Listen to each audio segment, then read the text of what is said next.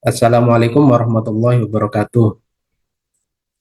Selamat datang teman-teman semuanya. Perkenalkan saya Azam Robani.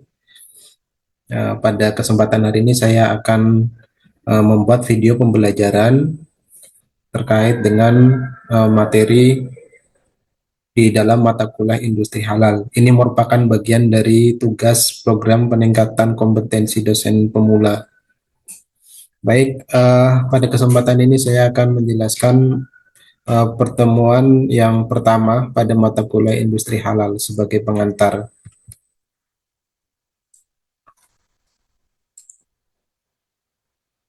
Capaian pembelajaran pada pertemuan ini ialah menjelaskan landasan teori dan konsep dasar industri halal, kemudian tata kelola atau good governance dalam industri halal, ketiga identifikasi berbagai sektor industri halal, keempat contoh penerapan, dan kelima tren dan perkembangan pada State of the Global Islamic Economy atau SGIE.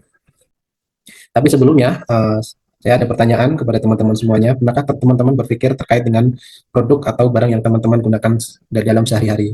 Apakah barang-barang tersebut halal? Ya, ini mungkin tanpa baik disadari maupun tidak disadari, tentunya produk-produk yang teman-teman gunakan dan kita semua gunakan, ini tentu sudah barang tentu ada yang memang sudah berlabel halal maupun yang belum ya. Oke, baik, ini ada landasan teori terkait dengan industri halal. Pertama dari landasan teologis kita ambil di Al-Quran dan Sunnah, yakni surat Al-Baqarah ayat 168. Ini menjelaskan tentang konsep halal dan thayyiban. Nah, di sini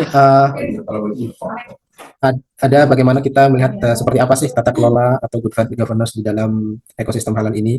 Ada beberapa prinsip seperti transparansi, akuntabilitas, kepatuhan, ketelusuran, dan keberlanjutan.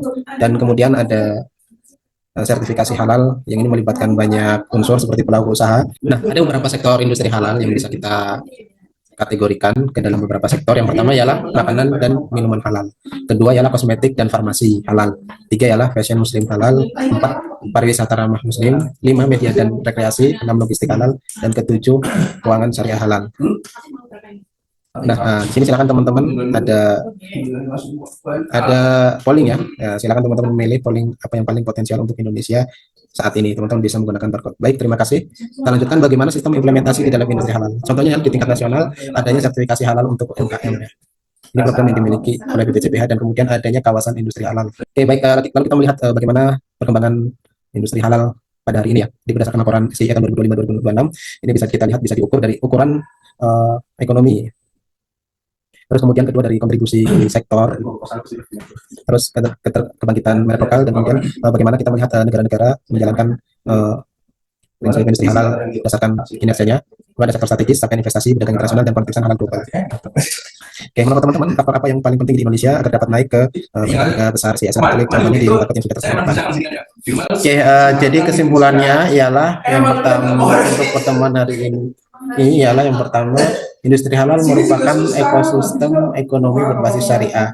Kedua, konsep halalan thayyiban menjadi fondasi utama. Ketiga, tata kelola yang baik itu menentukan kepercayaan konsumen.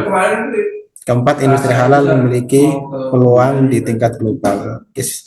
Ya, teman-teman bisa menuliskan refleksi apa hal yang teman-teman dapatkan, satu hal baru ya untuk pembelajaran hari ini. Oke, baik, terima kasih. Pertemuan berikutnya kita akan membahas dasar syariah di dalam penentuan halal dan haram. Oke, jadi sekali lagi industri halal adalah jalan kebaikan untuk membangun masa depan yang berkah dan keberlanjutan. Terima kasih atas perhatiannya. See you later in the next time. Wassalamualaikum warahmatullahi wabarakatuh.